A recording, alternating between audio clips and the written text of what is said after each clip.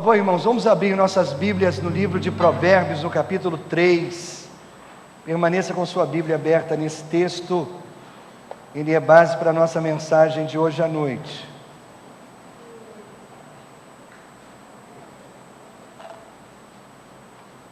Milhões de brasileiros sofrem de estresse excessivo. Estresse excessivo. De acordo com vários estudos, a causa número 1 desse estresse entre os brasileiros é lidar com problemas financeiros. Ao concluir essa série intitulada Rendição, eu quero encorajar você a entregar, a render o seu tesouro ao dono de todas as coisas. E o nosso texto base para essas lições sobre rendição tem sido exatamente Provérbios, capítulo 3. Nós vamos ver na palavra de Deus o que ela diz sobre a nossa responsabilidade financeira diante de Deus. Então olhe aí para a sua Bíblia ou acompanhe a leitura no telão. Provérbios 3, 5 a 10, diz assim: confie no Senhor de todo o seu coração, não se apoie em seu próprio entendimento. Reconheça o Senhor em todos os seus caminhos, e Ele endireitará as suas veredas. Não seja sábio aos seus próprios olhos, tema ao Senhor e evite o mal. Isso lhe dará saúde ao corpo, vigor aos ossos. Honre o Senhor com todos os seus recursos e com os primeiros frutos de todas as suas plantações. Os seus celeiros ficarão plenamente cheios, e os seus barris transbordarão de vinho. Honre a Deus com os primeiros frutos. A questão de dar os primeiros frutos estava intimamente ligada à economia agrícola de Israel. Era a maneira de dar o dízimo.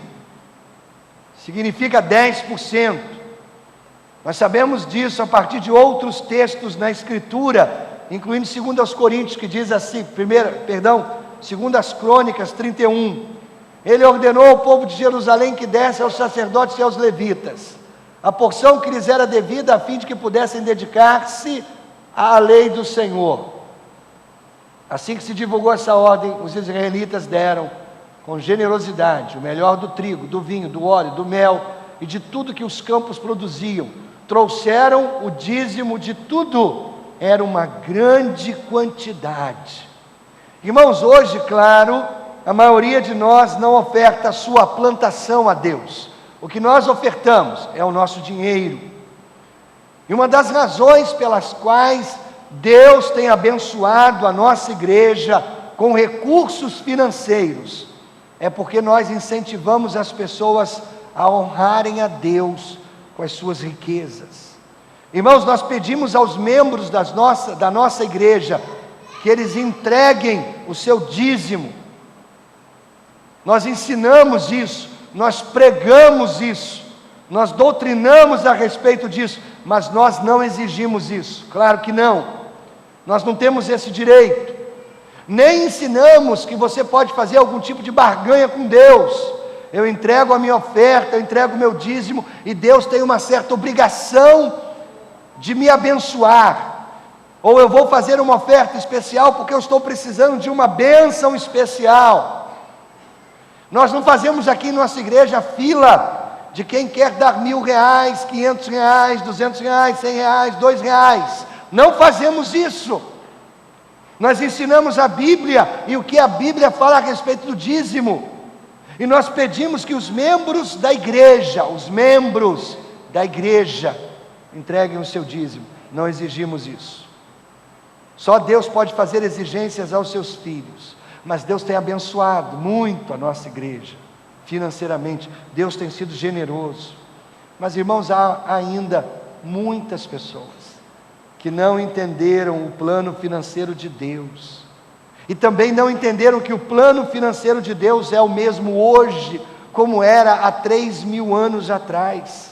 O plano de Deus pode ser resumido assim: Malaquias capítulo 3, de 8 em diante: pode um homem roubar a Deus?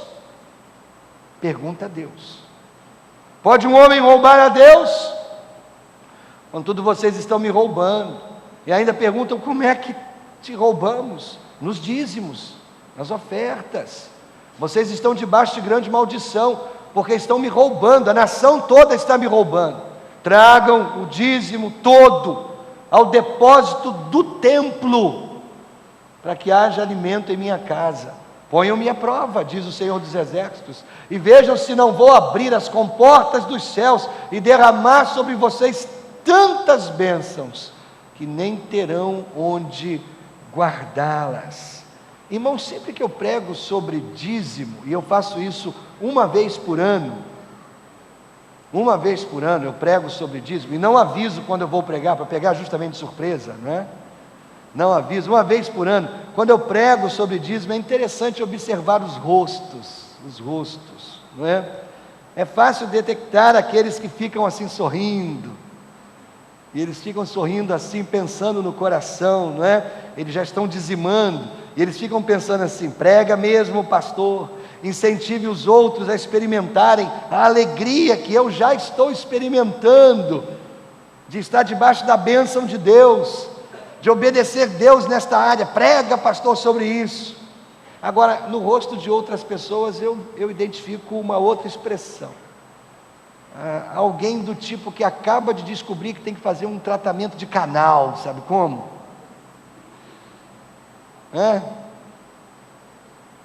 Mas veja bem, seja qual for a sua posição hoje aqui, eu estou contente que você está aqui. Eu quero ensinar para você nessa noite as bases bíblicas do dízimo. Não vai doer muito, eu prometo. O que é que a Bíblia fala sobre a sua vida financeira? Em primeiro lugar, reconheça que Deus é a fonte da sua renda. Gente, tudo começa em admitir isso. Tudo que nós possuímos, tudo que nós temos pertence a Deus. Agora, isso é difícil de fazer, irmãos, porque na cabeça do homem, a gente gosta de pensar que nós temos o controle de todas as coisas. A gente gosta de pensar que nós, com a nossa capacidade, com o nosso trabalho, adquirimos as nossas riquezas, ou que nós merecemos. Eu tenho o que eu tenho porque eu mereço. A gente gosta de pensar isso. Numa cena memorável de um filme antigo chamado Xanadu, James Stewart interpreta um fazendeiro muito durão, líder da sua família, e a história se desenvolve. Ele é o personagem principal de Xanadu, e aí eles estão numa cena em que a família está diante da mesa, e eles estão prontos para fazer aquela refeição, famintos, e quando eles vão atacar, a mãe diz: não, vamos dar graças a Deus. E aí James Stewart faz a oração, e ele diz assim: Senhor, nós lavramos a terra, plantamos a semente, colhemos o fruto, nós preparamos, colocamos sobre a mesa. Ele não estaria aqui se não fosse pelo nosso trabalho, mas te agradecemos por isso de qualquer maneira, amém. Sabe, irmãos, a gente faz a mesma coisa, quando a gente pensa que nós somos a fonte da nossa riqueza, que o nosso trabalho é a fonte da nossa riqueza. Sabe o que a Bíblia ensina em Tiago 1,17? Toda boa dádiva, todo dom perfeito vem do alto, descendo do Pai das luzes. E no caso de você pensar que o seu esforço, seu trabalho, seu cérebro, sua capacidade são responsáveis pelo seu salário, pense nisso aqui novamente. Toda dádiva, todo dom perfeito vem do alto, descendo do Pai das luzes. A Bíblia diz em Deuteronômio 8, esse texto é lindo, 17, diz assim: não digam, pois, em seu coração, a minha capacidade e a força das minhas mãos ajuntaram para mim toda essa riqueza. Mas lembrem-se do Senhor, do seu Deus, pois é Ele que lhes dá a capacidade de produzir riqueza. A capacidade de produzir riqueza é Deus quem nos dá, confirmando a aliança que jurou aos seus antepassados, conforme hoje se vê. Deus nos dá a capacidade de produzir riqueza. A razão pela qual a maioria das pessoas pensa que não pode dizimar, tirar 10% e entregar à igreja, é porque suas finanças pessoais estão uma bagunça, uma bagunça. Tem muita gente vivendo um caos financeiro. Então eu quero compartilhar com você algumas sugestões de como corrigir o caos financeiro.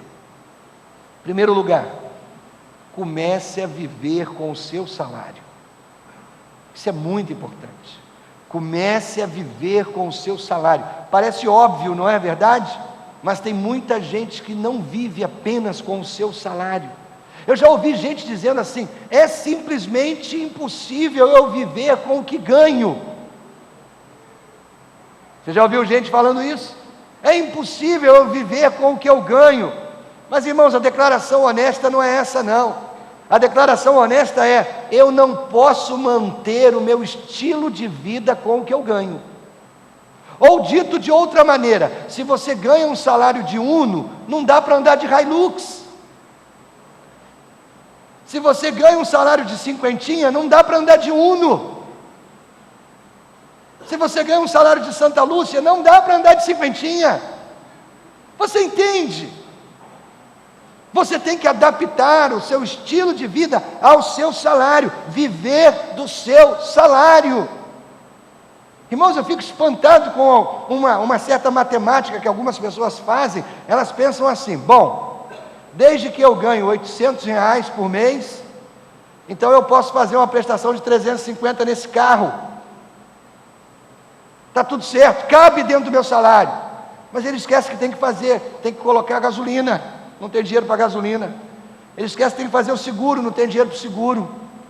Ele esquece que tem que pagar IPVA todo ano, não paga, lei seca, o DEMUT fica aí, ele não sai de casa, sai a pé, porque ele está com o documento atrasado. Que matemática é essa?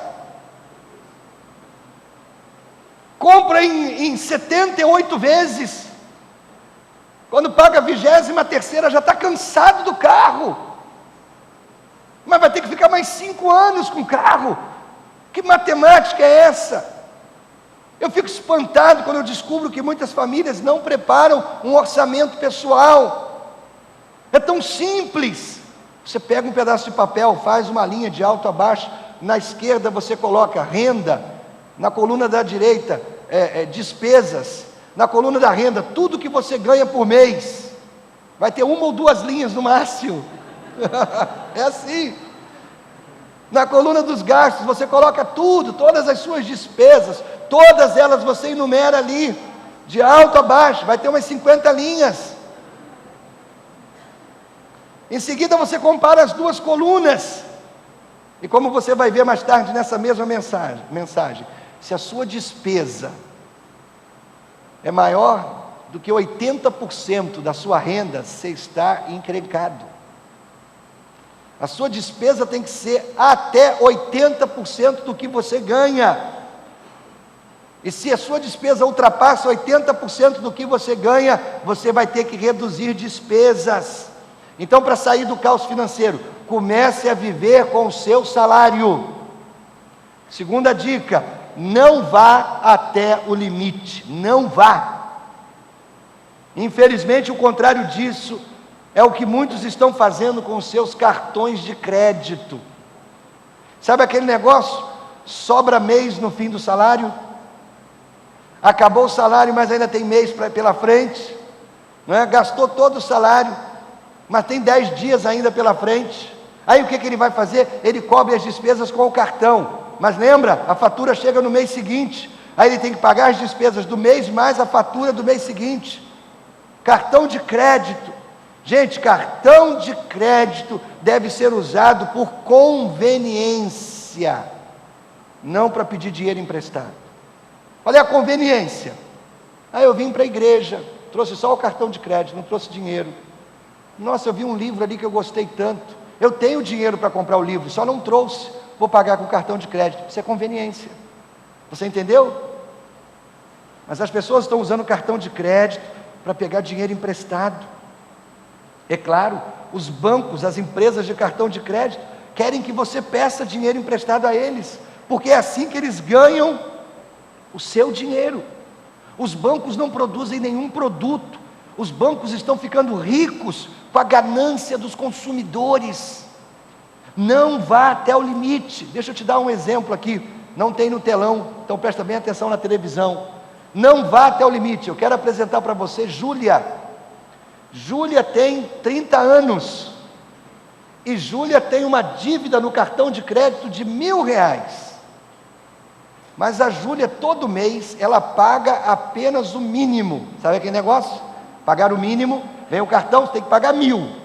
Mas está lá, se você pagar o mínimo, você se livra, não é? Você paga só o mínimo. A Júlia paga o mínimo, todo mês. Quantos anos Júlia terá quando ela zerar o cartão de crédito? 60 anos. Ela vai levar 30 anos para pagar os R$1.000, pagando apenas o mínimo. Quando ela chegar aos 30 anos, sabe quanto dinheiro ela terá dado ao banco? R$17.604, com os juros atuais. E eles estão subindo. Você percebeu a loucura que Júlia está fazendo das finanças dela? Você entendeu? Preste atenção. Se você não pode pagar a fatura do cartão de crédito na íntegra, por um mês, tira o cartão de crédito da carteira e coloca dentro da gaveta. Se você não pode pagar a fatura do cartão de crédito na íntegra, pelo segundo mês seguido, pegue a gaveta com o cartão de crédito dentro, vá até o fundo do quintal, taca fogo na gaveta junto com o cartão. Sabe por quê? Porque quando você tem uma dívida, você é escravo da pessoa, ou você é escravo da empresa que emprestou a você. Meu querido, eu só quero ser escravo de uma única pessoa, eu só quero ser escravo de Jesus Cristo. E é por isso que eu tenho pessoalmente o meu Mastercard. Você entendeu, né? Porque há algumas coisas que o dinheiro não pode comprar, portanto, não saia de casa sem ele. Salvação, perdão, paz, propósito de vida, tudo isso é impagável, só o meu Mastercard pode pagar por mim. Não vá até o limite. Terceira dica para sair do caos financeiro: aprenda a se contentar. A se contentar. Deixa eu dar uma dica para você aqui. A mesma Hilux que leva a pessoa daqui para a cidade nova, a cinquentinha vai levar também. Você vai chegar um pouco molhado, mas você vai chegar. Mas sabe, a gente fica com aquele negócio, sabe como? Eu quero. Num desses sites onde as pessoas fazem confissões anônimas, já viu esses sites? Tem sites onde as pessoas entram e fazem confissões. O tema era ganância. Alguém escreveu assim: eu tenho uma casa de R$2 milhões, eu tenho um carro novo, eu tenho tudo que alguém poderia querer, mas isso não está me fazendo feliz, eu quero mais. Deus prometeu que vai suprir as suas necessidades. Então, enquanto você não estiver morrendo de fome, enquanto você tiver roupas para usar, enquanto você não estiver dormindo no sereno, você deve aprender a se contentar, porque todo o resto é bônus. Se você tem onde dormir, se você tem roupa para vestir, e se você tem o que comer, contente-se. Aprenda a se contentar com isso. Se você está procurando por contentamento, você nunca vai encontrá-lo. Contentamento é atitude aprendida, você aprende. Você deve aprender a permanecer num estado de contentamento. Você sabia que o apóstolo Paulo veio de uma família rica?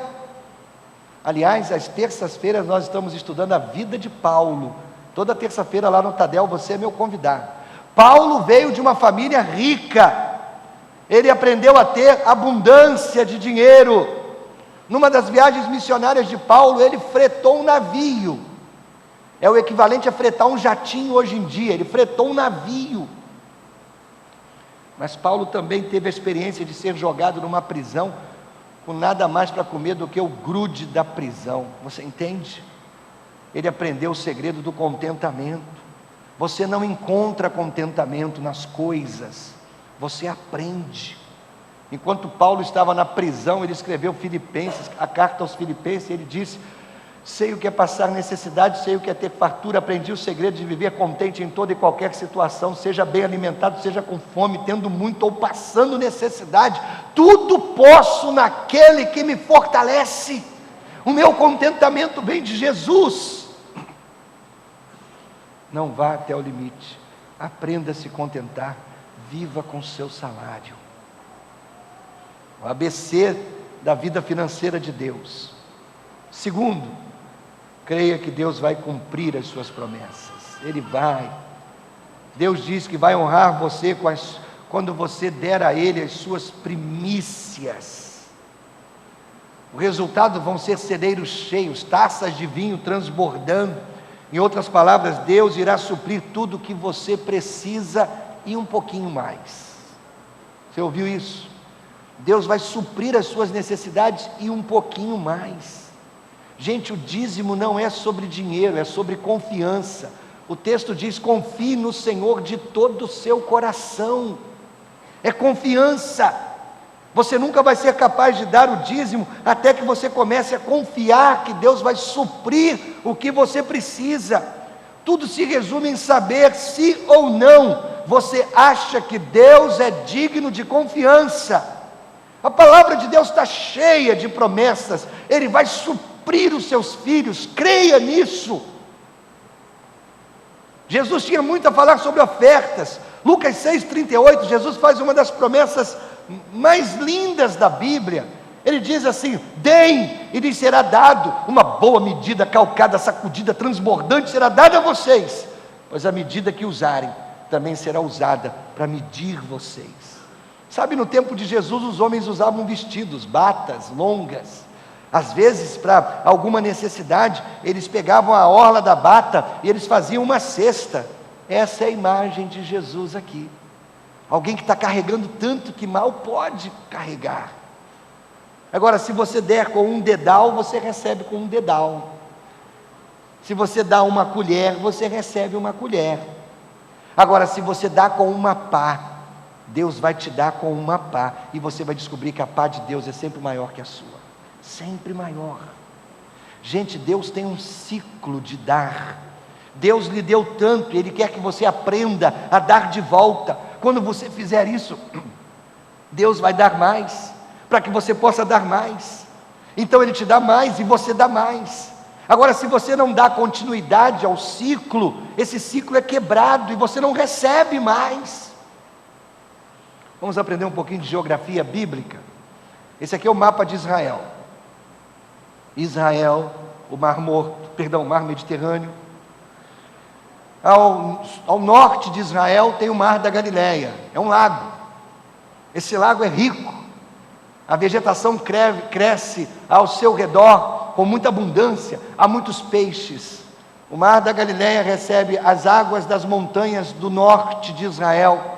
As águas do degelo, as águas das fontes, todas são derramadas dentro do Mar da Galileia. Saindo do Mar da Galileia, cortando de norte a sul a Israel, tem o Rio Jordão. Já ouviu falar do Rio Jordão? Claro que sim. Ele nasce no Mar da Galileia, ele corre do Mar da Galileia e ele deságua no Mar Morto. Agora, o Mar Morto é morto porque não tem vida nenhuma nele. E não tem vida nenhuma nele porque todos os minerais que são derramados dentro do Mar da Galileia, e que são também trazidos para dentro do Rio Jordão, tudo isso é derramado dentro do Mar Morto, e o Mar Morto não distribui isso para ninguém. Não existe nenhum rio, nenhum afluente saindo do Mar Morto, ele só recebe. Isso é uma parábola da vida das pessoas. Algumas pessoas são como o Mar da Galileia, elas recebem e elas doam, e elas recebem novamente e elas doam novamente. Agora, algumas pessoas são como o Mar Morto, elas recebem e nunca dão.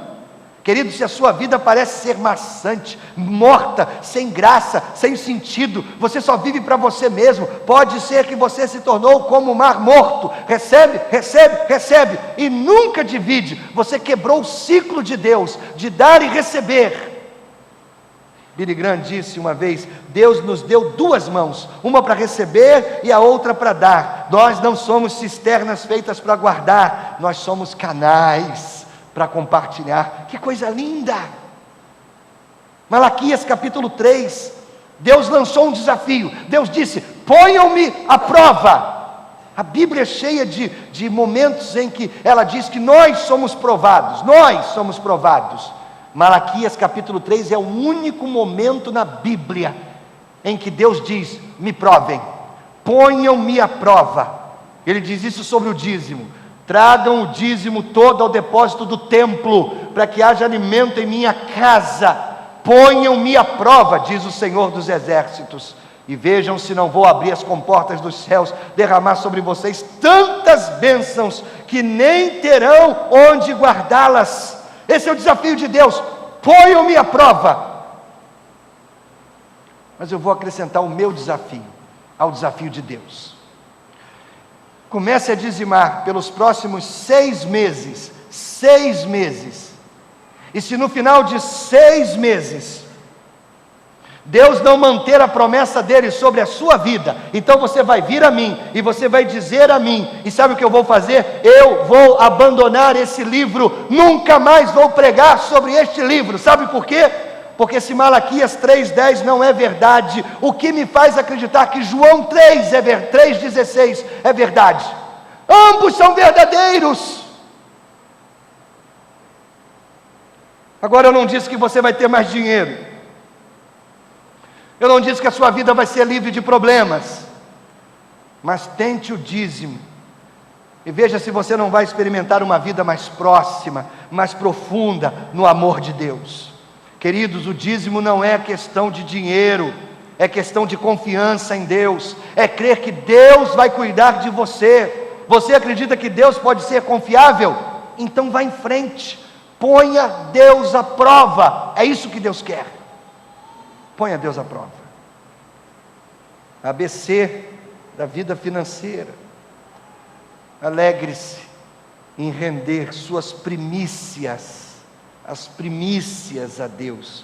Primícias são os primeiros frutos. O versículo 9 diz assim, de Provérbios 3: honre o Senhor com todos os seus recursos e com os primeiros frutos de todas as suas plantações. Sabe, o jeito de honrar a Deus é dar a Deus o primeiro fruto, não o resto, o primeiro fruto.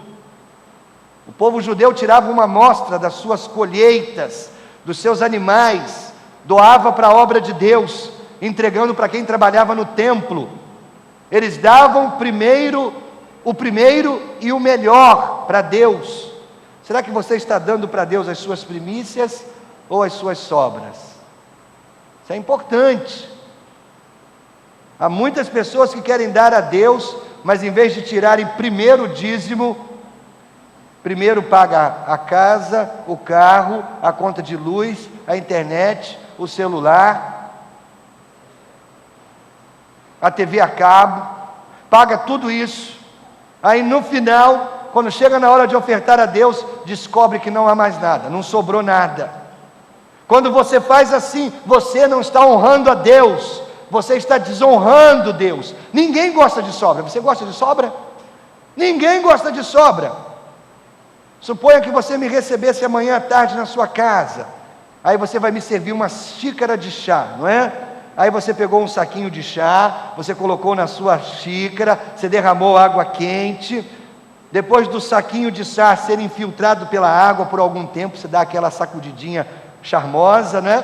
Aí você recolhe o saquinho e pergunta: pastor, o senhor gosta de chá? Eu vou dizer por educação que eu gosto, porque eu não gosto, mas eu vou dizer que eu gosto por educação. Aí você fala assim: então toma. Eu não vou querer o seu chá, me dá um saquinho novo. Suponha que você me pergunte: pastor, o senhor quer chiclete? Eu digo: eu quero, toma. Pelo amor de Deus,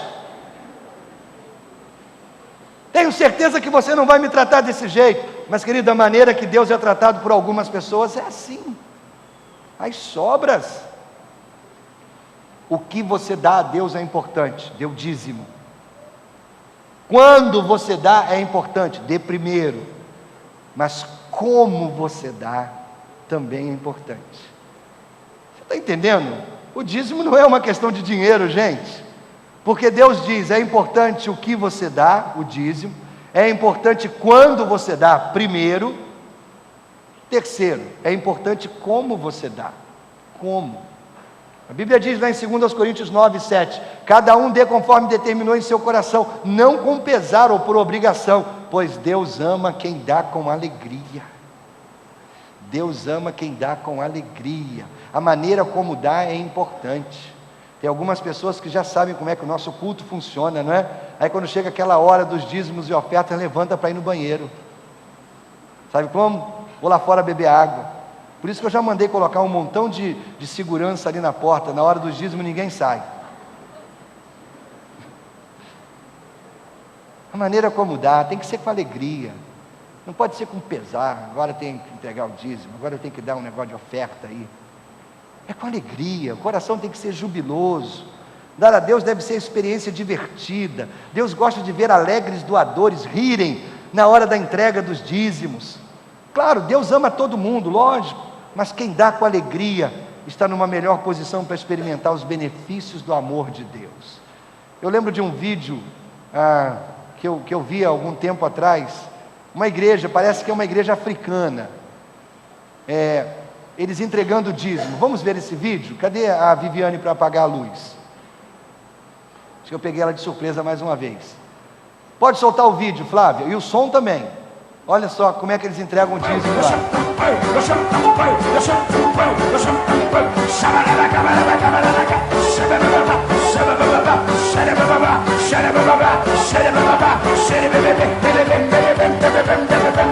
Não é só ele não, observe os outros também, não é? Ele é bom de gingado. Ó, tá com o envelope na mão.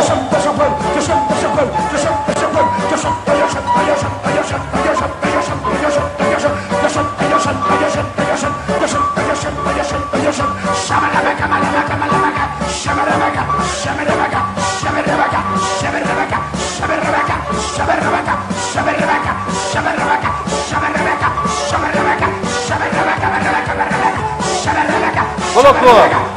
Olha a alegria. Oh, Deus.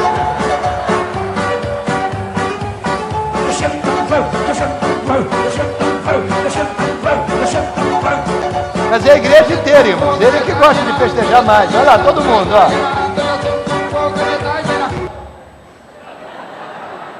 Vamos experimentar isso, irmãos? Vamos estar... A maneira como você dá também é importante.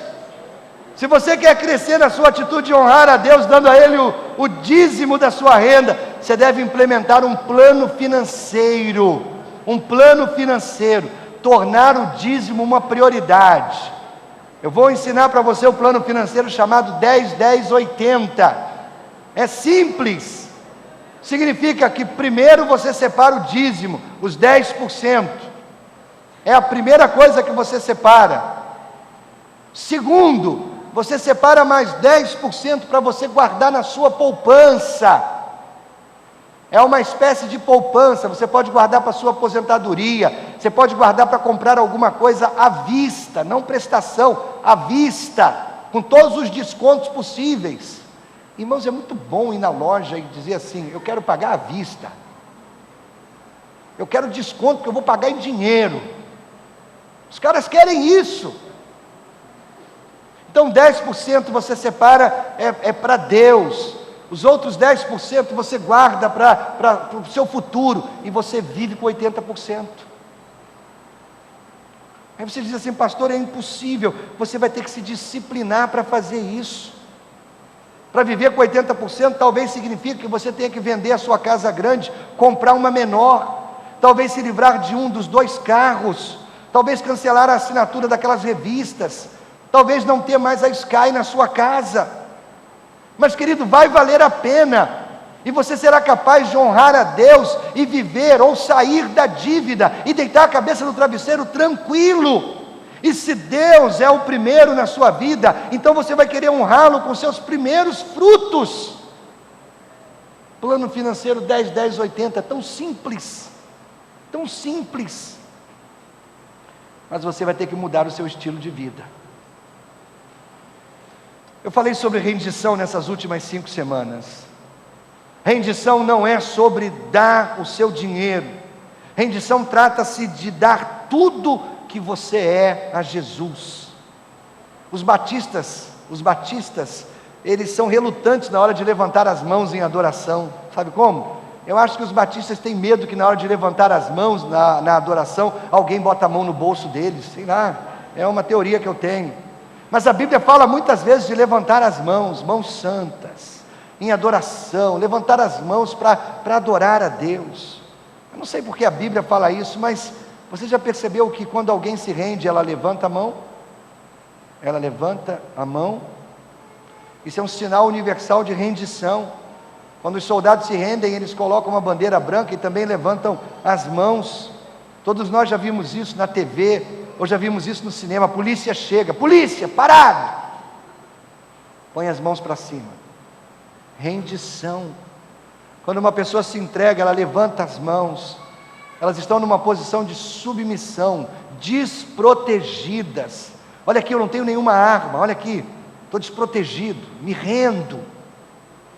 Deus quer que todos nós cheguemos ao ponto em nossas vidas, em que a gente possa dizer: eu rendo tudo a Jesus, eu me rendo,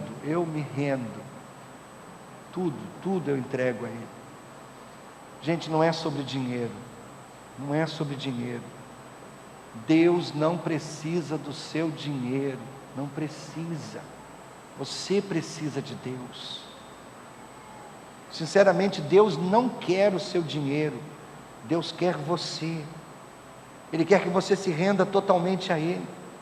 Você já chegou a um ponto na sua vida em que você pôde dizer: Deus, eu me ofereço a Ti, me ofereço. Não é só o meu dinheiro, não é só o meu talento, eu me ofereço.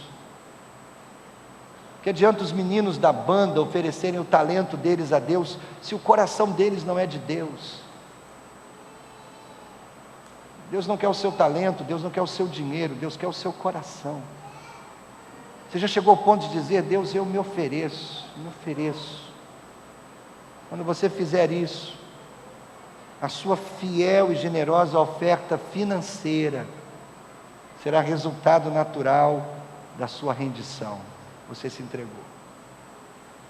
Irmãos, eu acredito que uma das razões pelas quais Deus nos abençoou financeiramente, a nossa igreja, é porque nós não falamos muito sobre ofertas e dízimos, não falamos. Como eu disse, eu falo sobre isso um domingo por ano, e os outros 49 domingos que eu prego na igreja, eu falo sobre ser apaixonado por Jesus, se entregar a Ele. Eu falo que a única maneira de ganhar o favor e a bênção de Deus é se render a Ele totalmente. Não é sobre dinheiro. Filho meu, dá-me o teu coração, diz o Senhor. Seu coração já pertence a Jesus de verdade, de verdade. Curve a sua cabeça, feche os seus olhos, por favor.